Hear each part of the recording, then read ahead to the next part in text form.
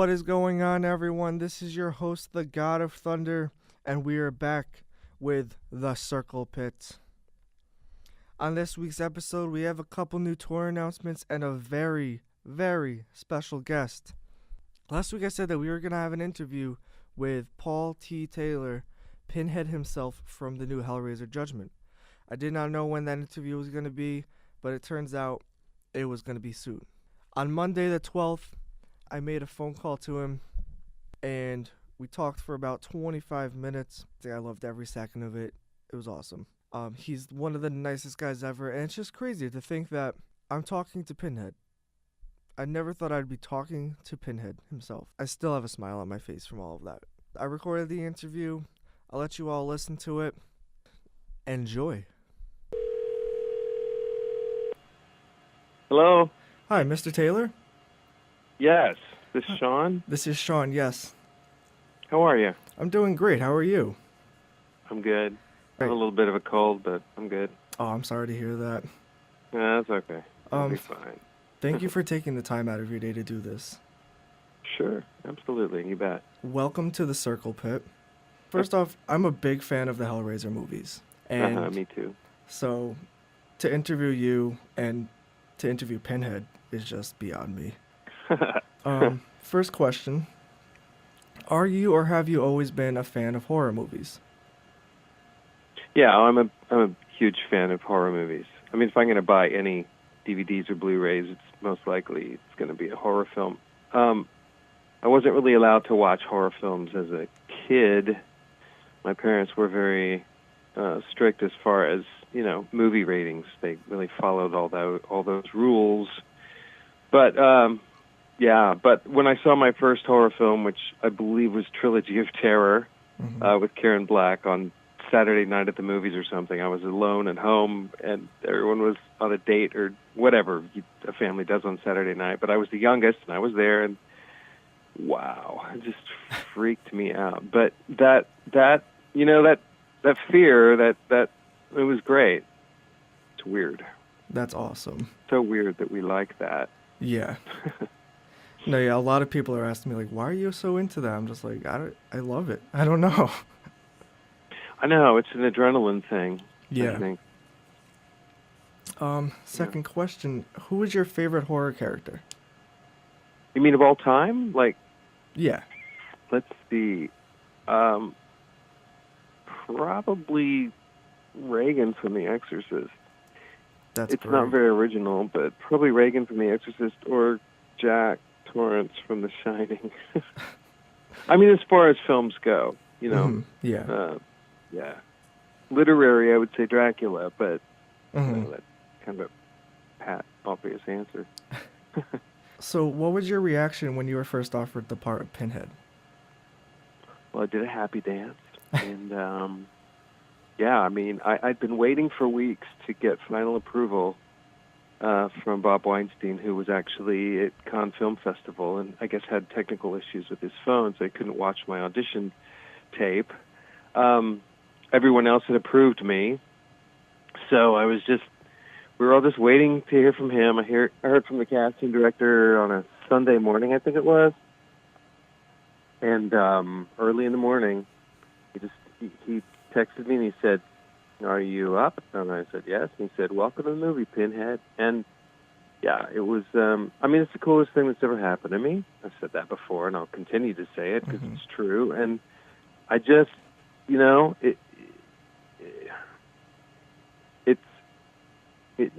I did happy dances, and then I just didn't know what to do with myself. I was so excited just to get started on it, to get the script and to film it and all the stuff, and it was just so exciting because my immediate future was just full of new things, and I knew it was a huge responsibility because of the iconic figure that Pinhead is and what Doug Bradley did with the role in the first place, which is the reason that it still exists. I mean, the opportunity to play Pinhead still exists because of Doug Bradley. So yeah, I was just thrilled. That's awesome. It was a dream come true. What was it like to put that costume on? It was It was fun. I mean, it wasn't. I was just in the process, really. I was just sort of. I hadn't seen the costume since I'd done my fitting when I flew out to LA to get my head cast done, so they could design the makeup on my face. So it was just it was surreal, you know. Mm-hmm. I was being turned into this famous monster. Now my costume was a little different. Was a lot different actually than what Doug Bradley Mm-hmm. wore in his 8 times as Pinhead. But that was cool. I mean, when I saw the diamond or Leviathan shaped gash with their ribs exposed, it was like, wow. And it looked so cool on camera, and I just, it was quite a trip. It was a head trip, really. Because I didn't put the costume on until after I had my makeup done, obviously. And so I was already sort of in that space because of what my head looked like. I just kept glancing at myself going, oh, this is just the coolest. That's great. Yeah. So you're obviously familiar with the Hellraiser movies. Which one? Which one is your favorite, if you have one? The first one, because it's the original Clive Barker creation, and the story is incredible. Mm-hmm.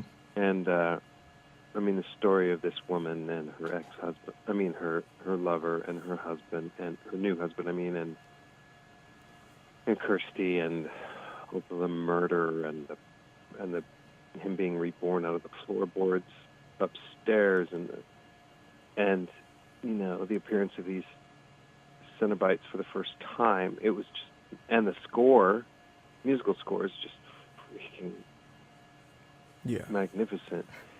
So that would be my first. I mean, it was the most audacious, in-your-face, super violent, gross. It was just, it was his own thing because it was Clive Barker, but it was beautiful in a way. There was a lot of beauty in it. It was just amazing, and that's why. Mm-hmm. Well, it's my favorite.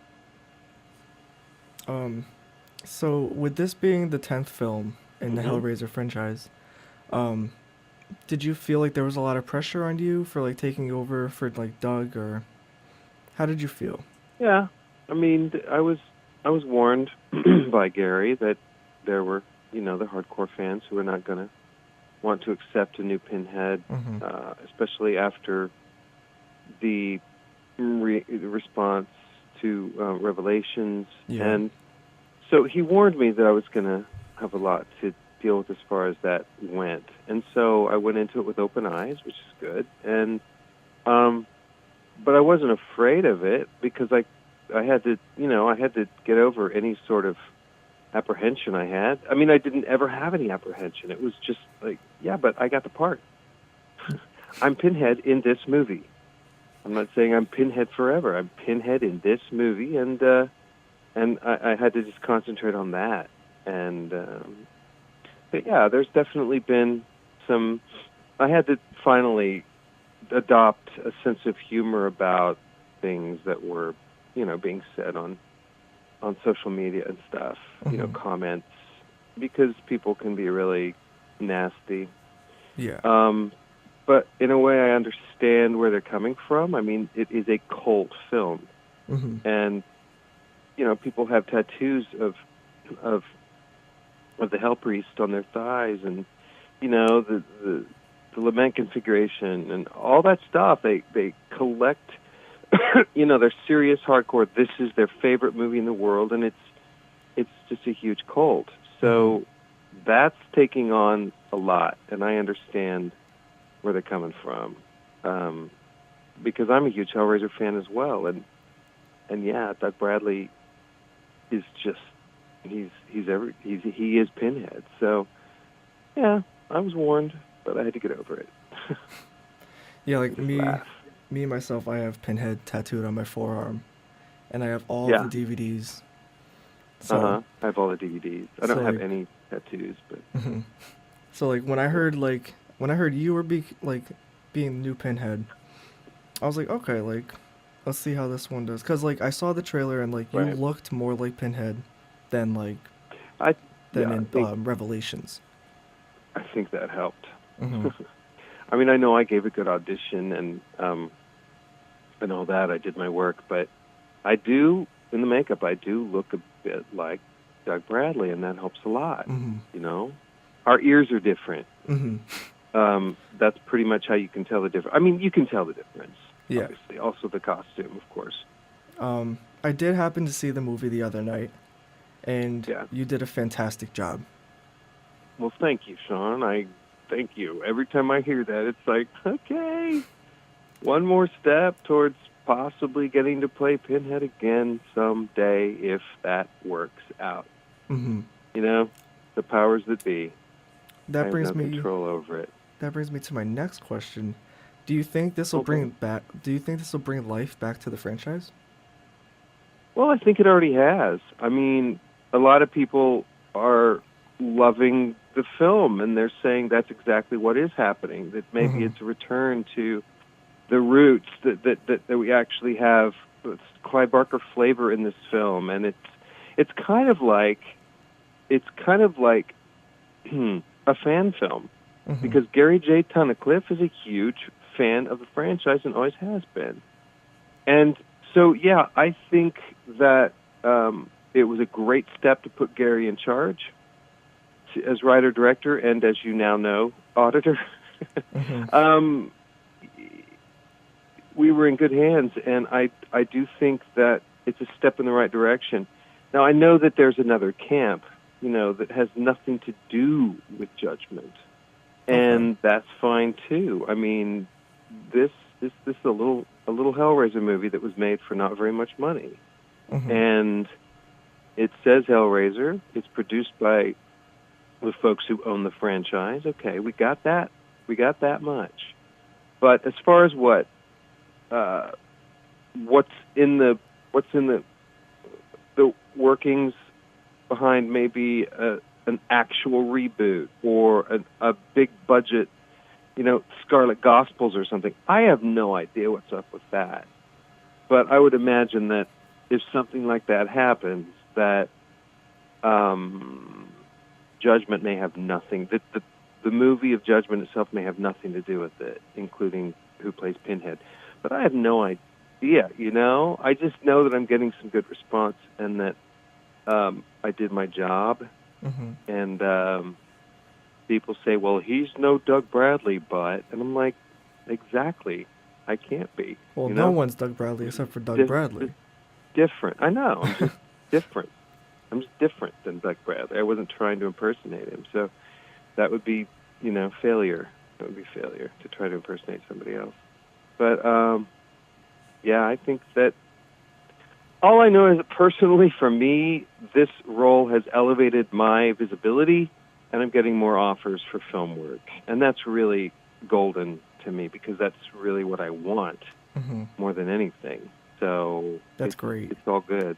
No matter what else happens with me and the Hellraiser happening, I'm good. That's I'm great. getting more film work. Yeah. Do you think like you'll be in more horror movies or like what are you hoping for? Well, yeah, I already am. I mean, I did it. It's a cameo, but I did a movie last year that's going to come out at Christmas, Oh, sweet. called Sick for Toys. It's a Christmas horror movie. Okay. And I mean, I'm working on a script myself with some buddies who write and produce movies, and hopefully that's gonna go forward. But I will certainly go for any horror films that come my way. Anyone with half a budget who wants to, that I'm pretty sure it's going to be at least a decent quality film, I'm going to be interested. Hmm. I've also been approached about playing the villain in a remake of Ghost House Oh. from the 50s. And it's the Ghost House that's all one word. It's not Ghost House. It's Ghost House. Hmm. But, it's only talk, and who knows what's going to happen. But I hope that happens as well. There's there's discussion about me playing a cannibalistic clown in a horror film, filming in the spring. So horror films are definitely in my future, and which I love, because when I was growing up, Halloween was it for me. Growing up in the middle of Kansas, Halloween was it for me. The rest of the year, I was just like, la-di-da, just boring, trying to just be a happy kid in the middle of what I considered kind of nowhere. That sounds so rude, but, I knew life could be more glamorous and exciting than being in the middle of Kansas. So, anyway, I'm not dissing Kansas. It was a good place to grow up. But so it was just I think the role of Pinhead and the fact of horror films coming my way, I think I generated that just from my entire life, because I've always been attracted to it, so I attracted it to myself. I believe in all that energy stuff. So it came at the Pinhead just came at the right place, right time, Yeah, that's great. So, yeah, pretty cool. And just want to let you know, like, I have seen Revelations, and, like, I'm not the biggest fan of it. Yeah. But this one, Judgment, I felt like I was watching the original Hellraiser. Like, there's the differences there's differences with Pinhead, but to be honest, like, the first Pinhead with Doug Bradley, so demonic. But then he, like, as, like, the movies went on, he got a little, like, cheesier. Number 3. Yeah. And you brought back, like, the demonic Pinhead. I loved every second of it. No sense of humor. I mean, he has no sense. If he has a sense of humor, it's completely glib. It's not. I mean, it's completely understated.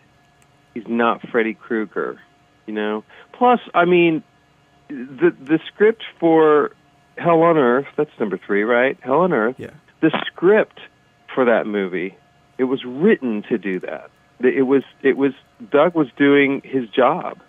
That's what the script said he was to do, so that's what he did, and he was great in it. But I agree with you that it made him the main character, and it was kind of like a song and dance, It's like da da da da da, instead of just being the guy who just does his job impartially. Yeah. But at the same time, I'm not sure he had an ego. The Pinhead had an ego in the first movie, or the second movie even, because of the story of, him dying at the end of the second one, then he comes back in the Pillar of Souls. I think there's something in there about he's been released from Leviathan. So his ego is now involved in number 3, et cetera, et cetera. And, as you know, the whole meaning of the Cenobites has changed over the years. So that was, as far as Judgment goes, again, that was the script. That's what Gary wrote. And so I'm thankful for that, because that's the Pinhead I dig. I think he's so much scarier. Yeah. Because he still has an ego, definitely. I mean, as you know, having seen the movie, that's what gets him in trouble. Yeah. His arrogance. I'm not sure he was arrogant in the first movie. Or second, he was just doing his job. So I love in the Hellbound Heart that they are described as impartial, and they're actually there to you asked for this, so we're here to give it to you. We enjoy this. We're just doing what you asked. Why aren't you grateful? I don't know. That's fantastic. Thank you. But one last question. What's your favorite quote from the Hellraiser movies? You mean overall? Yeah, like my favorite quote is "Demon to some, angels to others." I'm gonna be a little biased here, and just off the cuff say, "Are you the way?" I don't think that's going to be something that that people are quoting, but I love it because it's a throwback. to number 3, was it? Yeah, number 3. I am the way. Yeah, it's like, are you the way? There were so many throwbacks in Judgment, and that's what I loved. And even Sweet Suffering, Yeah, and getting to say that was like, cool. And we have such sights to show you. We have such sights to show you, spoken by the auditor. So it was like, okay. Like, as soon as he said that, a big smile just came up on my face. I was like, oh, this is going to be good. That was the first line I read when I first got my side to audition for the role of the auditor. And at the time, the film was just being called Judgment, and it was a secret that it was a Hellraiser movie. But when I read that side, I was like, this is a Hellraiser movie, oh my God. So if I didn't look like Doug Bradley in the makeup, I might have been the auditor, but I don't know. Scary problem, I don't know. I don't know what his plans were. Yeah. Anyway, I'd say that. Are you the way? That's amazing. That's just funny. Or just, my other favorite, it's a throwaway after I destroy those two. Amateurs. Anyway, he gave me some great stuff. So I love it. Yeah. I'm gonna me too. I'm definitely gonna go out and buy the DVD tomorrow. Okay, cool. And well, really, like, especially thank you for doing this today. Like, the fact that it's coming out tomorrow and me interviewing you today is insane to me. So. Oh, well, I'm so glad. I'm glad. Because to me, it's just like, oh, it's my day off. Why not? I mean, I still have a day job. It hasn't happened yet. If the rich part is going to happen, it hasn't happened yet. But we'll see. Whatever. Well, after seeing the movie, I could definitely see that happening in the near future. Oh, well, thank you. Thanks. From your lips to God's ears, or whoever. From your lips to Leviathan's ears. I don't know. To Pinhead's ears. Pinhead's ears. Hell priest, I will destroy you. All right, well, thank you so much, Mr. Taylor. You're very welcome, Sean. You have a great day. All right. Thank you, Mr. Taylor, for taking the time out of your day to do all of that. It's still beyond me. There was Pinhead for you guys. I'm hoping to get some more interviews on here. Let me know on the Facebook page or, just message me on any social media and tell me who you guys want to see or hear on the show. So just a couple new tour announcements, starting off with I Hate God and Cro-Mags. They're going on a United States tour in March. Not coming anywhere around the New York City area. The closest they're getting to New York, at least, is Buffalo, New York. We also have Black Veil Brides and Asking Alexandria with Bless the Fall. They announced the United States tour a while back, but now they added more tour dates. I don't see why they would announce more tour dates because it's Black Veil Brides and Asking Alexandria, and they're both terrible. I don't know. Maybe they should have. I think they should have taken away tour dates, or just not announced the tour at all. Just stop. They should stop. Make everyone happy. We got the Acacia Strain, Left Behind, and Downswing going across North America. They are not going to be in the New York City area, but they are going to be in Hartford, Connecticut on March 31st. Go check them out. Smashing Pumpkins officially announced a reunion tour, but it is a reunion tour. However, it is not featuring Darcy Retzky. That tour is coming through the tri-state area on July 29th at Mohegan Sun, and then August 1st at Madison Square Garden. And the big tour announcement, at least that I love, is Bullet for My Valentine with Trivium and Tooth Grinder. They are playing at Upstate Concert Hall in Clifton Park on May 12th, and at Irving Plaza in New York City on May 17th.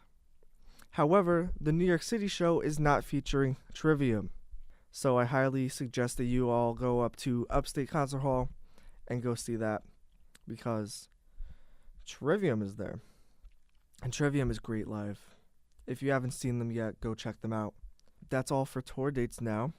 I'll keep you all updated on new tour announcements, new album announcements. But yeah, stay tuned on my social medias. And that's really it for this week's episode. Thank you all for listening. This has been your host, the God of Thunder. Stay metal.